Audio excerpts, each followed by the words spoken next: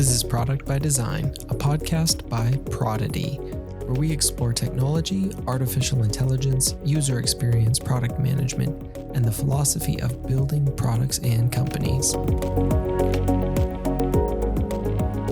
All right, welcome to another episode of Product by Design. I am Kyle, and this week we've got another awesome guest with us, Ari Tulla. Ari, welcome to the show. Hey, thank you, Kyle. Great to be here. It's great to have you. Let me introduce you quickly, Ari, and then you can tell us a little bit more about yourself. But Ari is a San Francisco-based entrepreneur and the co-founder and CEO of the smart nutrition service Elo.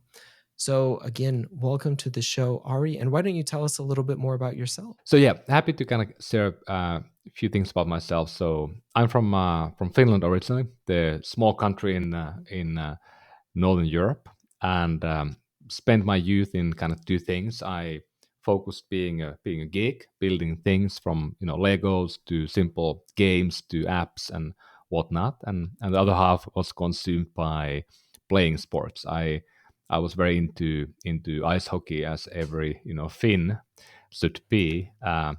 Hockey is like the national sport, like football, in here in the US, and I was very lucky to be having a first computer at the ripe age of maybe 6 or so in the early 80s. My dad had one of the first 086 PCs that you had monochrome screens and not the small floppy disk but the big floppy that was not very easy to use and broke very easily, and you couldn't do really much with them, but I got to play some games and then learn like basic programming languages at a young age, and that led me really become big enthusiast on games later, and also development, and then later I was very lucky as well that I got connected to the internet already in like I don't know 93 or 94,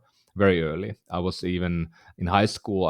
I'm partially enrolled to university to just to get the faster access, a faster modem to use the telnet at the time, and I was running like a PBS, these early messaging services, IRC, and then I got to play the first online games ever. Think about the precursor of like World of Warcraft or Ultima Online.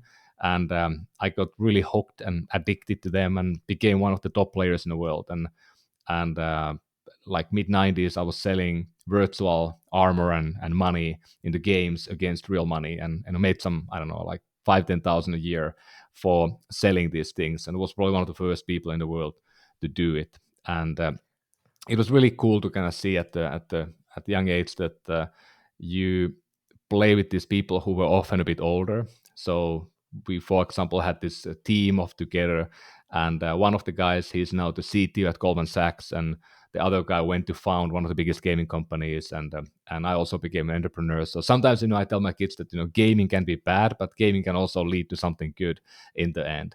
So I'm not really against games as such. And then in late 90s I went to college, and in the first day there I stumbled upon with my roommates who started the company in the first week I was there. We started to build websites for big companies, the Web 1.0. That led me into become an entrepreneur, and then later I got to the US. I was at Nokia, the Finnish cell phone company, and I was running kind of the app studios and the gaming side of building new games on mobile, the first mobile games, and that got me to Silicon Valley about 16 years ago, and it's been really really interesting to be here and see the whole mobile smartphone evolution, and now to see the cloud evolution, now see the AI evolution. So it's been a wonderful time to witness all of this up close here.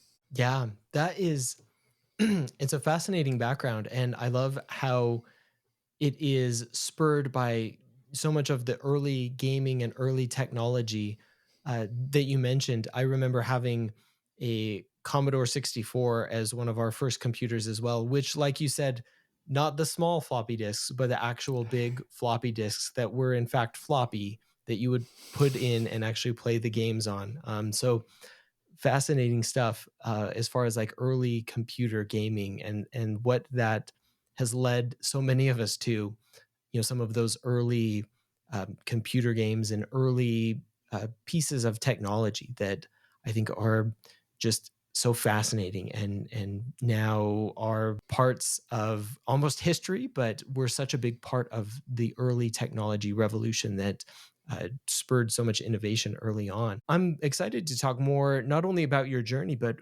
what you're doing now. But before we get into that, um, I'd love to ask about, what are some of the things that you like to do outside of the office and outside of the work that you're doing right now? I'm.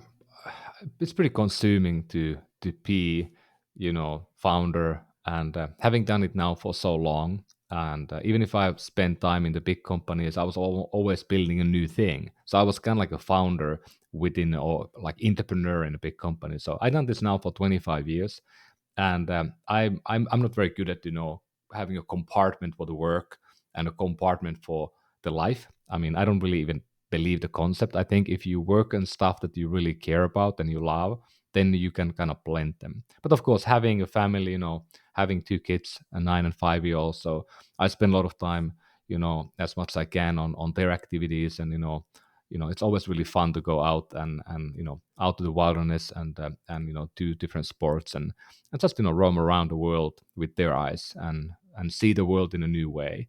It's always a bliss.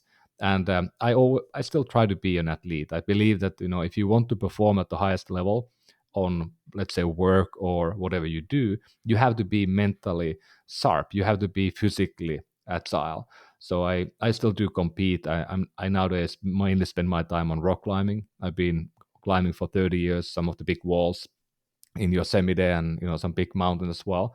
Now more mainly indoor, but I still compete at the Masters series pretty actively, and also do a lot of cycling and surfing. I try to get 10 hours, 15 hours a week still, and try to still kind of be an athlete, and still feeling a bit old at times, but it keeps your mind sharp. And I think I talked to a lot of people about it, that you need to think about these things. You want to build something, you want to get somewhere.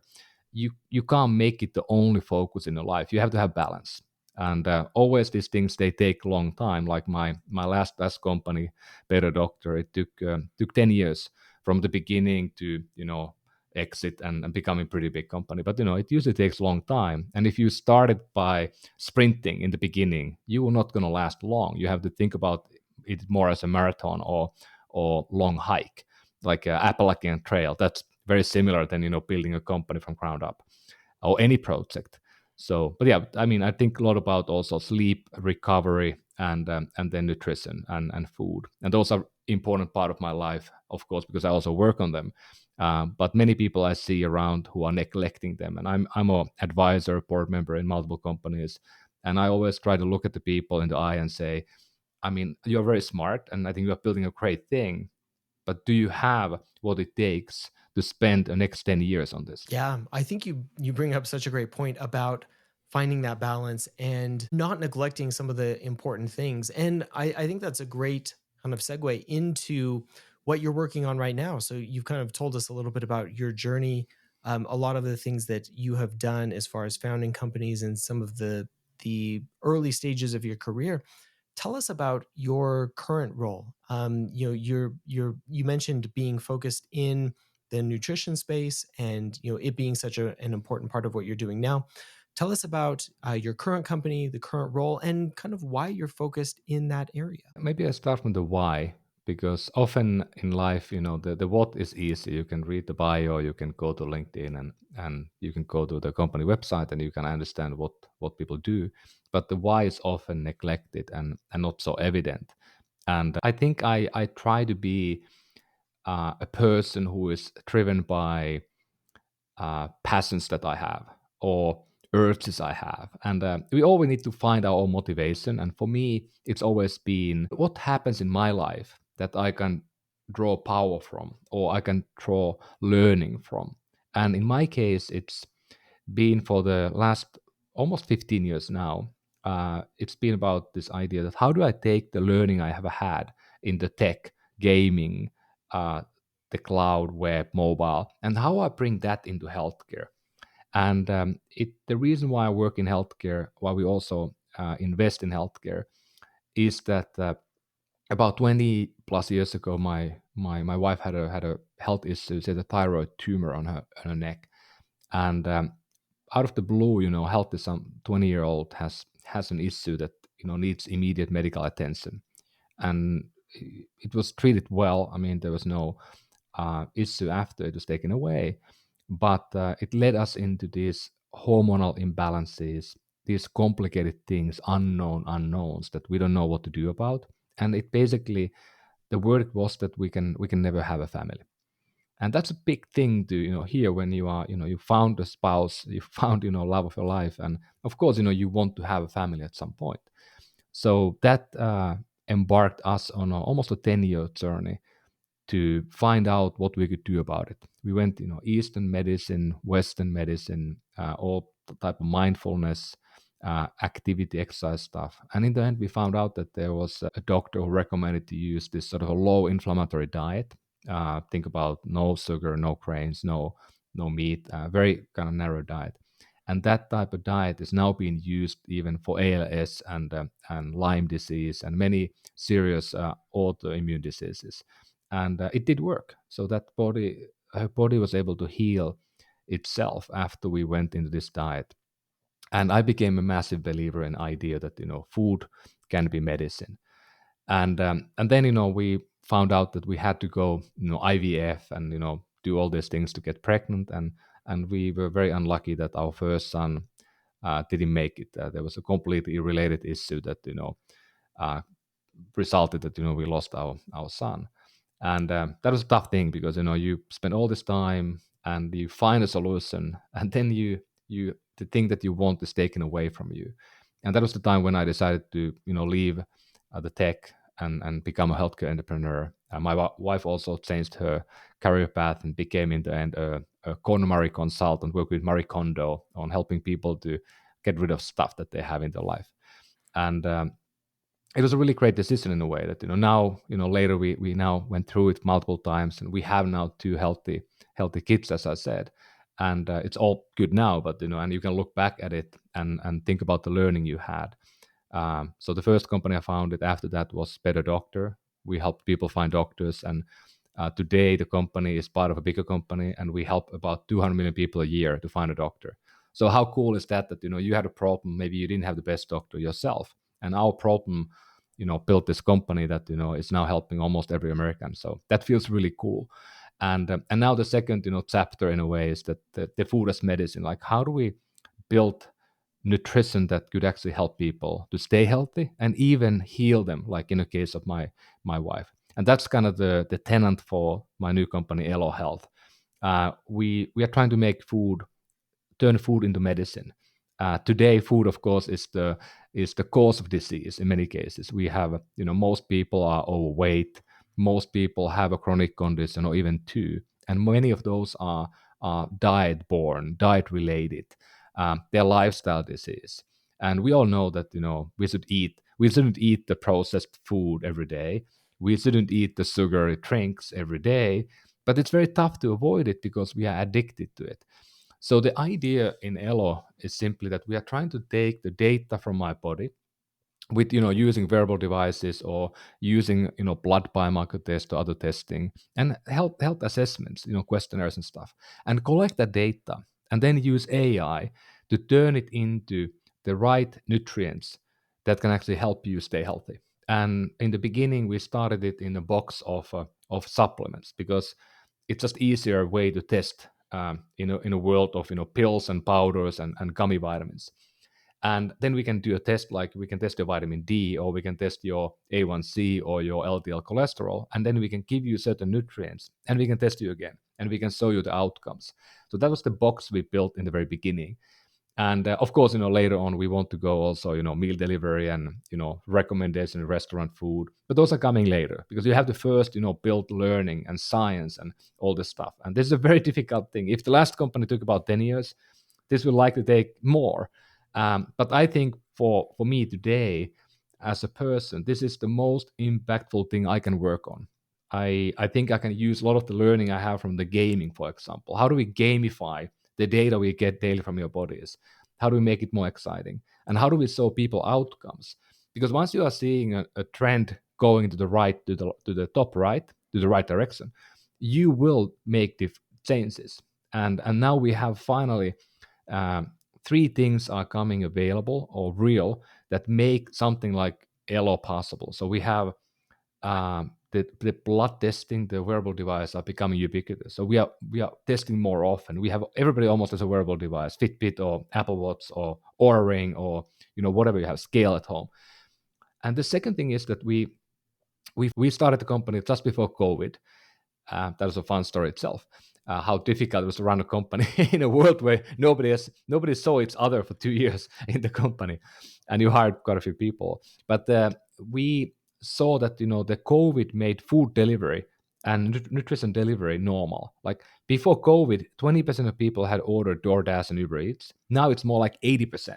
So now everybody knows how to do it. It works. And then the last point, of course, that has happened now in the last year or two that we were anticipating already a lot is the AI. I mean, nobody knew that the AI could become this amazing. That it becomes a poet, it becomes a composer. That was very new to people. But the fact that now you can use AI to build these programs, you can use the AI to become a coach. Those are making this type of things possible. That's super, super fascinating because you have kind of this confluence of all of these technologies coming together to create really the right moment for what you're talking about with Elo being something that probably just wouldn't be possible at another time. And I'm really fascinated about how are you bringing all of these things together to create that experience, because you have the wearable devices that are, like you said, becoming ubiquitous, the application that is kind of giving you the feedback and the metrics, and then all of these other services that you can start to integrate into the experience. How do you, as a company and as a founder, start to bring all of those into kind of a cohesive experience for somebody who wants to have this as something that is part of their lives? Like, how does all of that start to come together into something that, like you said, changes what people do, how they interact, and ultimately like what they are eating and kind of what they're doing within their lives? It's a great question, and it's really about the trial and tribulation in many ways because we are literally doing something that nobody's ever done before. I don't think there's any other company today in the world who has more than one product. We have three today that are fully personalized based on your biometric data, and they change every month automatically. I mean, nobody has done this before, so we didn't even know what to call it. So the first thing we spent a lot of time thinking is that, okay, let's just put the flag on the ground and let's define what this could be. And I mean, I'm very, I don't know how I put it, but I'm a real, I'm in an amazing position in a way because I have a team of founding team that is just unbelievable. Like, I mean, my co-founder CTO, he's a CTO for my last four companies. We work together now for almost 20 years every day, and I think anything, and he can build it. So it's like really fun because we collaborate so well. And then our third co-founder is Miklu Silvanta, who came from Apple. So he was in Johnny Ive's team for almost a decade, and he built some of these things I use right now and led the products. And so he is this sort of a ultimate thinker in product. Like, he comes from the Apple world where they don't take no for an answer. I mean, they spend 10 years to build something. And I mean, I think he imaged 100,000 people's ears when he did the earbuds, for example. And that was really difficult. I mean, nobody had ever done an earbud before that it sticks to your ear. So anyway, with these three gentlemen, we came together early, and we spent about a year thinking about this. And we came up with this idea that we call smart nutrition. So you need to have a theme and a name. And for us, smart nutrition is basically kind of like a smartwatch or smartphone or smart car or smart home. What it means for nutrition, it means that the products are personalized to you. They're always made for you, just for you. When you order the product, it's not available. It's made for you after you order it. Uh, these products are also precise. They are grounded in real science. So if there's something that doesn't work or there's no evidence, we're not going to do that. And then lastly, the products are proactively getting better all the time. Think about like your Tesla. When you drive it, it gets better all the time. Your home gets smarter, the temperature gets better. Same with us. You use the products, they get better, more personalized to you over time, the more data we have. So that was the concept we built. And then we kind of found out that in the world of nutrition, there's this in the world of healthcare and in the world of, I think, if you think about wearable devices, there's this massive gap, gaping gap, that we are getting very good at understanding the question, so what? Okay, so what? You have an aura ring, you sleep poorly. Okay, it tells you you slept poorly. Okay, like maybe you went to sleep too late, but there's nobody really answering the question. Then what? Like what to do after? Like we now know something about myself or my body or my health. What should I do? Like give me answers. And even like Apple Watch, the rings, they're great. And millions and millions of people use them every day and they make people move. It's a wonderful idea, great impact. But what to do about it? Like what does it mean if I haven't been standing enough? Like then what? So the Elo is really like taking the smart nutrition idea and trying to answer the question, then what? What should I do if my vitamin D is low? What should I do if my sleep is poor? What should I do in different cases? And then after that, we started to write a lot. We started to write these use cases and test with people, more like a pen and paper type of stuff. And we found like one first use case was that 120 million people today in the US, they take supplement pills every day. 120 million people. I mean, it's almost as common as people who brush their teeth in the morning. Maybe even less people brush their teeth, they forget. But people take supplements every day. And we found out that none of them know if they are taking the right ones or the wrong ones, or are they having any impact? We were like, maybe we can help on that. And we built a system where we take a blood test, we give you supplements, we test you again, and we have a coach, a dietitian who works with you one on one. And we saw that 90% of people who came to Elo in the beginning, they had something on red or yellow on their blood biomarkers, and we were able to help them on those. And they were super excited because they actually saw the numbers go up, and they were like high fiving us. So there's something there. Then the next we looked at activity. Like many of us in the team are quite active, and we try to still be semi athletes. And we realized that many of us take protein powder, for example, and nobody really knew how to do it. So we built a system where we connect my wearable devices, the activity tracking, into our AI, and then we basically formulate you the custom product every month based on what you have done. And that was cool. I mean, we liked it and we tested it out. And then the team came up with an idea that why don't we also build a system when you do a workout, we notify you automatically how much of protein you need after your workout. Let's say you go for a run or you do Peloton ride or you go to the gym, you track that with some device. We then know what sort of exertion you did and we can give you the right recommendation. So you have the right blend every month optimized for you, and then you get the right dosing at the right time. And that felt really cool. And that we launched the product last year, and it's been pretty big. And then the third one, what we now did, we only have done 3 products because it's so slow to iterate this. But the third one was basically the feedback we got from people who we were selling the first supplement product was that the supplement packet that we did, it's nice, it comes with my name on, it's correct and it's accurate, much easier than go buy pill bottles. It's always a daily packet you get, pill pack. But then people are like, I don't like, taking a handful of pills. That's a lot of work. Like, I mean, I need to swallow it. I need to water. I don't like swallowing pills. And people didn't take them every day always because they felt kind of that sort of it's work. And they ask us like, can you make it better? And then some people talked about, what about like gummy vitamins? They're like candy. I like to take them. So we went on a journey around the world 2 years ago, and we found one company in UK who was building this new concept of 3D printing gummy vitamins. And we work with them now for a year and a half, and we finally launched a product that is, I mean, it's actually pretty cool. If you think about product perspective, this is real innovation. So this is a 7-layered 3D printed gummy vitamin that has the same 7 pills I have here are actually in my gummy vitamin at the same dosing. And we even did a study last year where we took people with the pill cohort and the gummy cohort. We had 50 people for 90 days. We tested before and after, and the same outcomes. So the gummy is equally effective, efficacious as the pills, and that to me is a real innovation. That now we have a product that is basically beautiful, and it actually tastes great. You can pick your own flavor, and we have 390 million combinations today that we can create different type of gummies. So it's pretty cool. Like I do a blood test if I want. I don't have to do it anymore, and then you get the 3D print gummy vitamin. That's like a Star Trek to me.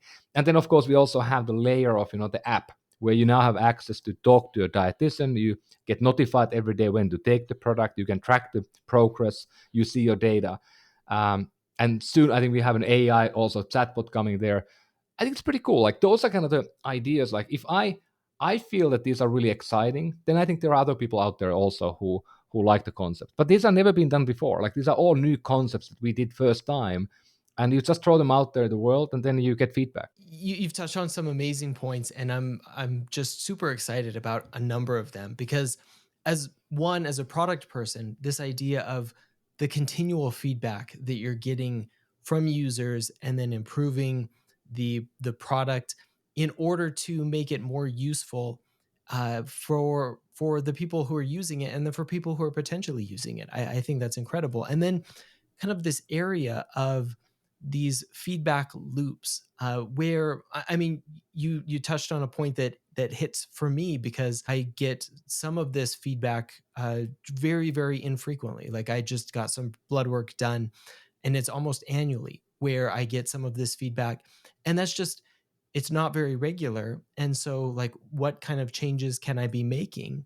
And annual feedback just isn't enough. And you're kind of talking about much more regular feedback in order to make the right kind of changes, whether that's diet or like you're saying supplements or other types of things that can affect my overall health in a way that I can be much more proactive about it as opposed to, kind of this, I guess, more reactive annual type of blood work. And I absolutely love it because you're incorporating all of that into something that I think, like you said, has never been done, but also puts people almost on the front foot where they're in charge of incorporating all of this data into their lives and then customizing and personalizing the overall experience in a way that is intuitive, but also just so much better and so much, I don't know, just thoughtful and futuristic. I'm just I think the whole thing is super exciting on a personal level and a product level. I'm interested as you've been getting some of this feedback and as you've been doing these feedback loops. Has there been anything that has been surprising to you that you went out and you've been getting the feedback and doing some of this research that maybe you didn't expect or has kind of surprised you as people have been using the products or have been giving you feedback that you didn't expect or has been really really useful to kind of change the direction of some of the things that you've been doing? Yeah, I think we look at in a way that every time we build the product, that is the product we make at that time with that information in hand. And then I think we realize that once we get something out, we need to learn, and it might be the guiding light then for the new products that are better. Like we did, the gummy is almost like a 2.0 of the supplements. And I think there are many I think interesting stories that we have gotten, but one I think that is the most profound to me, that is maybe something that many of the listeners can also relate to. Um, when we started, we did the blood testing every quarter, every 90 days. And, we send you a nice, kit at home, and you prick your finger. It's relatively easy. But what we realized is that people in the beginning, they did it fairly quickly. And then when we sent the second kit to people's homes, and we have notifications and a lot of follow up, like please do it and blah blah blah, and you have to do it at time. We put like a gate when to do it, and then we saw a lot of people missing the gate, and we were like what's happening? And then we were doing internally, of course, the team. And we had these sessions when we come together as a team and we all talk about it. Like, how do we feel about this product? How do we feel our own experience? And we've been doing this together. Like, we went to the room together and we all do the finger prick together.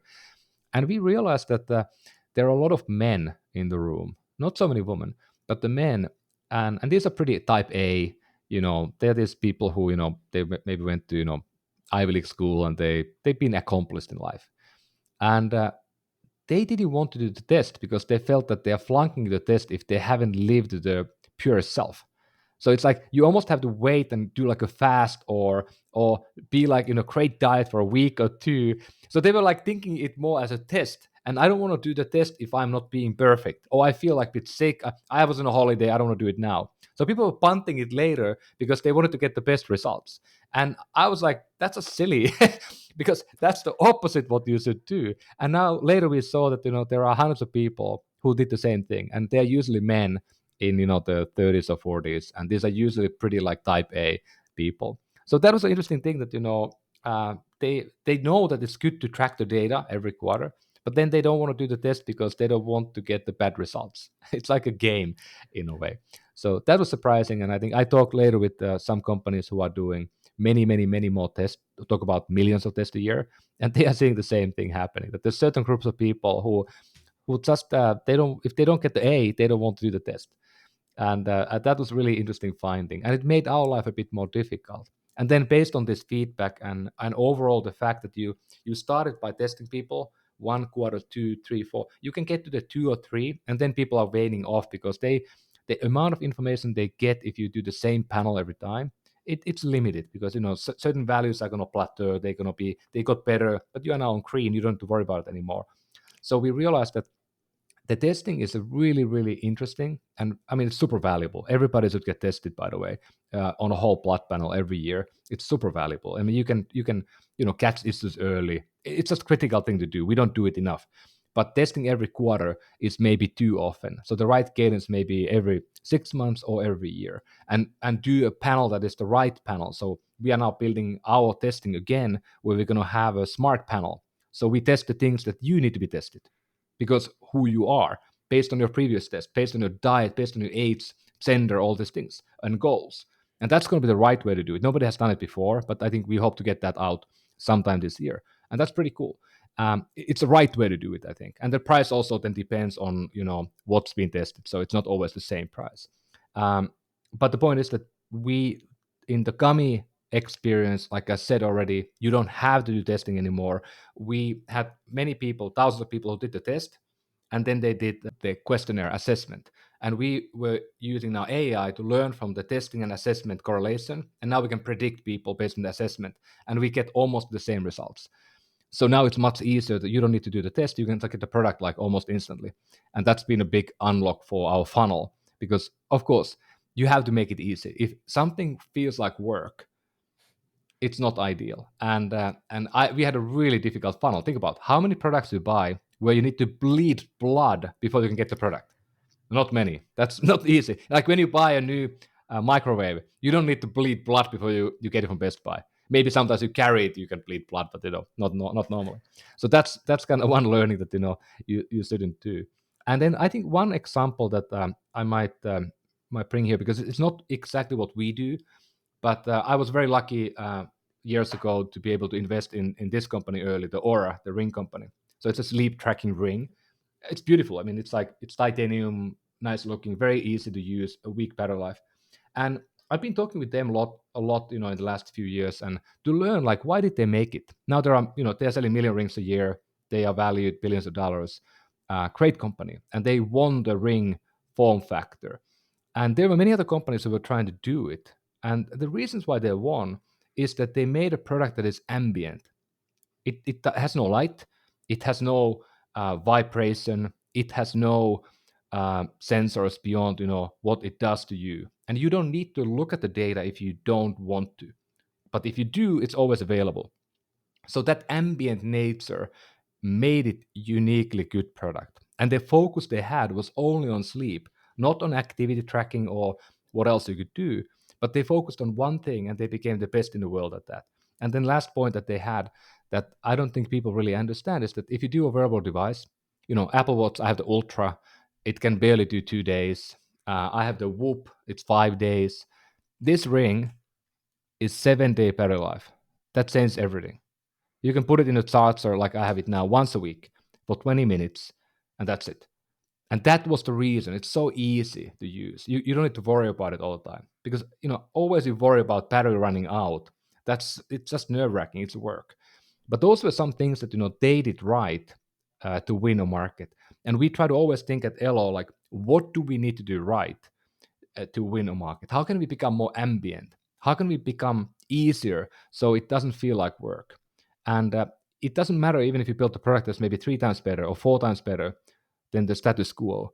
If it is not really helping the person feel empowered or saving time or making life somehow better, there has to be magic. And we try to find those magical moments. And if you think about Apple, I mean, they are so good at building those moments. Like this nobody believed how good these are. And now if you go to the Apple store today, you can test the new AR glasses and or the headset. And I mean, it's unbelievable. I mean, it is unbelievably good. I don't think there's a use case yet, but it is unbelievably good. And how do we build these products that are just so exciting that people are telling everybody about them? Yeah. I think you're absolutely right about a number of those points. I'm curious too, as you're looking at some of these experiences, especially, how can you build these magical ambient experiences? How do you focus on the areas that you do in fact want to focus on, the products specifically? Because obviously there's a number of different areas that you could focus on, a number of different products and things that you could build. How do you focus in specifically, kind of like you mentioned with the Aura Ring? The focused very specifically on an area to be the best at. How are you prioritizing the areas that you want to focus on and the products that you want to build, and then saying no to the many other things that you could potentially be doing? I think you make a that's a really the key point, I think, in any product. And how do you find the nuggets of gold you must do, and then how do you say no to the 100 requests you get every day from your customers? And in our case, I think the challenge has been that we are literally building, we have physical products that are food, and we send them to people's homes.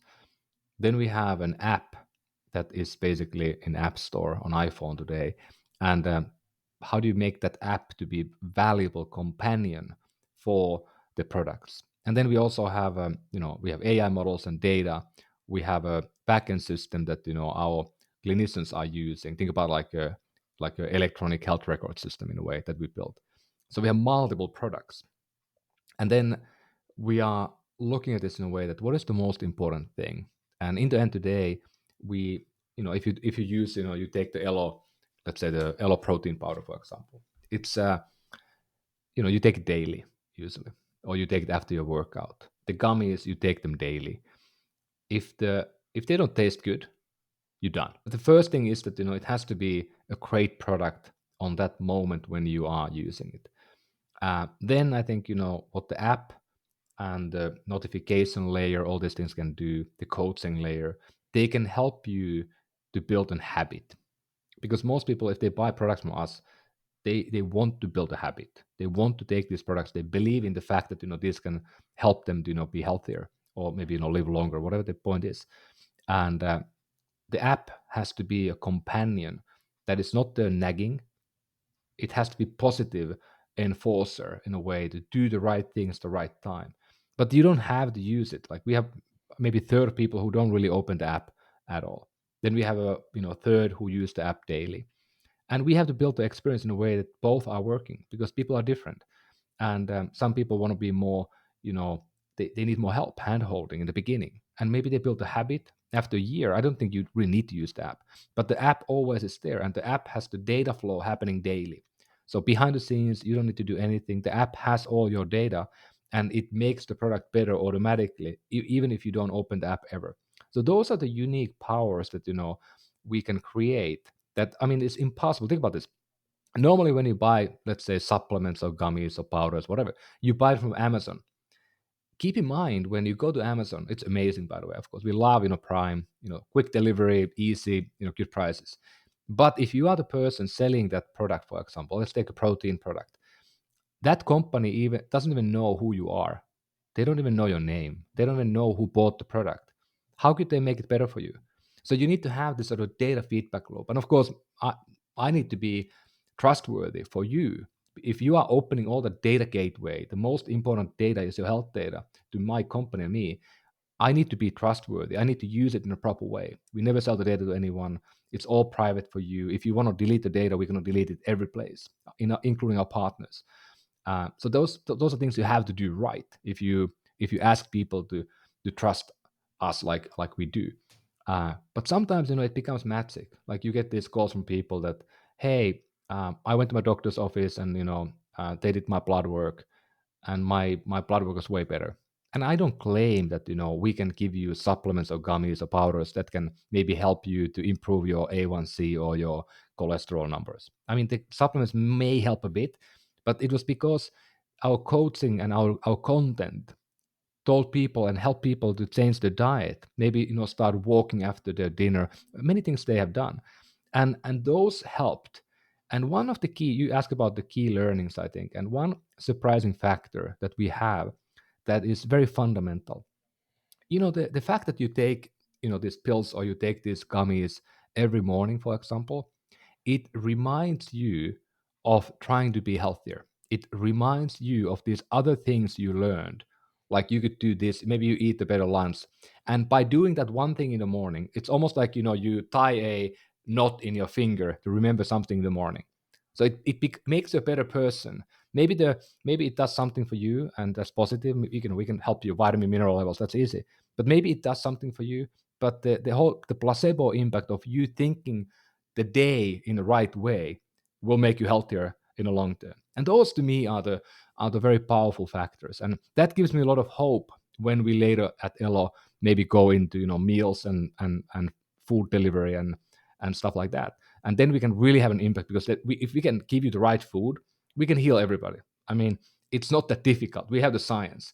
It's just about how do we re-wiggle your day and your life to do the right things more often than not. Yeah. No, I think that's absolutely a great point that you make about the overall experience and about um, some of the things that are kind of so important at the individual and personal level that you talk about there. I'm interested, kind of zooming out a little bit, as you founded Elo as a company and you founded other ones and been involved, kind of like you said, in a number of other companies as well.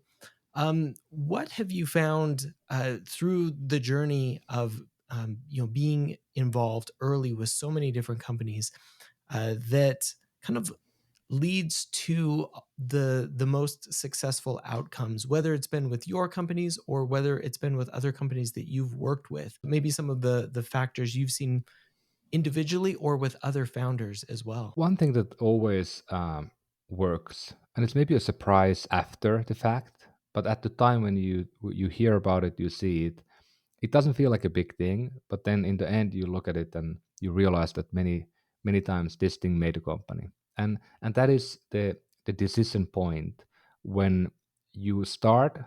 Like we have this idea at Elo about smart nutrition, and we are now getting product out to market. We are learning. We are trying to find the fit. But once you find something that truly works and you triple down on that, that is the success that always almost makes the great companies.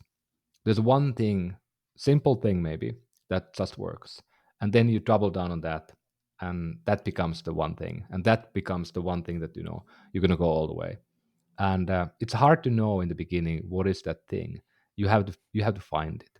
And I think there's a very interesting. I'm part of the Techstar community and mentoring companies there for the last few years, and there's a really good talk from the Techstar founders. And Brad Feld is like a really amazing entrepreneur and great investor and a great thinker. He wrote, I don't know, 10 books about how to build companies. And his point always when he talks about is so eloquent about product market fit. He says that when you have it, there's no ambiguity. People are going to come to your home to ask for the product. People are going to call you. You will run out of stuff to sell. Your servers are going to crash. That's the product market fit. And what he's saying lately is super interesting. He says that most companies today, they have a marketing fit. They have marketing product fit in a way. They are really good at marketing. They can use TikTok or Instagram or some, or podcast marketing. What, they found the right marketing, but they don't have the product market fit. And that builds companies that, they get to the A and B round, and then we realize that they can never get profitability. They don't have retention. They don't really have anything. And we have seen a lot of those companies in the last few years when valuations went really high, and some companies, raised hundreds of millions of dollars, and then they died out of nothing because they really had nothing concrete. But that fact that, product market fit, it's, you don't need to question it. It's not like, do we have it? If you have it, if you don't know, you don't have it. And 90% of companies don't have it ever. So, but how do you find one thing that is starting to work? And I think that picking that up as a founder, as a product team, is the key piece. And then triple down on that. Go all the way and forget everything else. And at Elo, for example, now we have built really cool products. Like I said, these are super innovative, maybe a bit expensive for everybody, but we try to put the price down. But I mean, in our case, we are now finding more and more people asking us about, could we partner with you? And a year ago, we were like, I don't know. And then we did start our first partnerships. And we are becoming now not only a product company, but we're also becoming a platform that can empower health and wellness brands to take nutrition into their customers. And we can build it as Elo. We can do it white labeled, we can do it co-branded, we can do it, Elo branded. And that will likely become the biggest momentum creator for the company. And we will likely become more like a B2B company with Elo branding products that are the innovation leader. We're going to always sell them, I think. But that was an interesting thing that happened. And it was not coming from the consumer testing. It more came from, industry. People who used our products, who invest in the company, and who are running these big brands today. And they were like, we would love to partner and take these amazing things you have into our customers. And I told them my story, and it's so rewarding that in the coming weeks we are launching the first partnership, and that will be in the fertility space.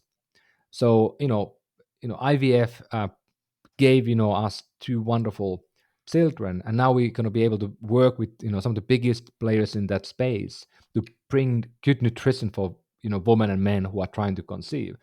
And how rewarding is that you kind of go back to the basics that made me make the decision in the first place to play in this turf of healthcare. So, but there's always this point that sometimes you are going to be dragged into the market. You find a market fit somewhat, or something works, and sometimes that can be different than what you want to build. And that is, of course, a big decision point for the people in the company. Like, do we want to become that company? Like, we've been pulled quite a bit at Elo into kind of the sport nutrition, longevity, the biohacker community, and I want to be more of a healthcare company. So for me, it's been a bit of a thorn. Like, I mean, do we want to go all the way in and become like a biohacker company for longevity play that we don't really know the science? We don't really know if these things work. We will know in like 20 years. It takes a long time to prove longevity impact because we live so long. And now I've been trying to kind of say no to that area a bit and rather work in the field of healthcare. And that's where we are now going quite heavily as a company. Yeah. I think that's absolutely fascinating, and love the idea, kind of like you mentioned about product market fit and the importance of it and the focus there. And when you have it, you absolutely know, and being able to really just double and triple down on that, and love that, and how important it is. Well, Ari, this has been an absolutely amazing conversation, and I'm so fascinated by what you're doing and kind of the area that you're focused in, and so much of the conversation. Where can people find out? I actually have kind of a couple of wrap up questions, but before we get there, where can people find out more about you, about Elo, about the things that you're working on? If you want to follow me, I mean, I think the only place I'm today quite active is on LinkedIn. Other social media is becoming so toxic, and maybe this year is not the best time to hang out in X or Instagram or Facebook and debate about politics. Maybe better to be off off from that for your health. And you can find Elo health at elo.health, and you can find us also on Instagram. and LinkedIn and other social mediums.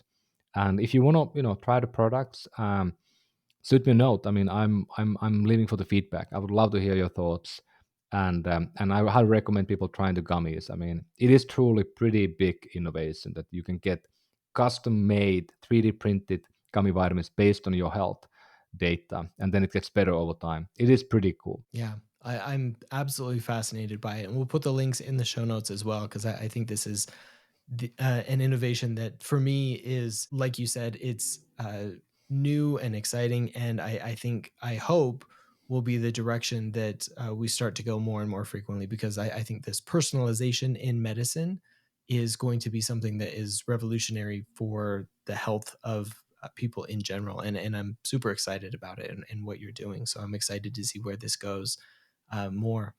Well, to kind of wrap things up, we like to ask if there's anything that you've been reading or watching or listening to recently that you'd like to recommend. And it doesn't have to be product or business or related, but it certainly can be. Yeah, I try to read. The older I get, the more I want to read fiction, and I go back to the basics that I loved as a kid. I spent 10 years, playing these games, and sometimes when I didn't play the games, I read sci-fi, and I read almost all the sci-fi I got my hands on, and I spent a moment in US studying in my college years, and only class I took then was science fiction writing. So I was writing myself a bit, and I love that. And I think there's a one book series that I don't think people should go there if they don't want to spend awfully lot of time on a series. But Expeditionary Force is a series of books, a sci-fi, bit like a soap opera type of thing. But there's a really cool character called Skippy.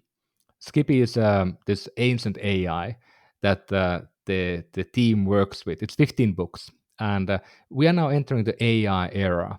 And reading those books has been an interesting thought process about what AI will mean to humanity, for the world, for the universe. And I don't think they got it right, but it's just a really interesting time when you spend hundreds of hours thinking about that while you're listening or reading the books.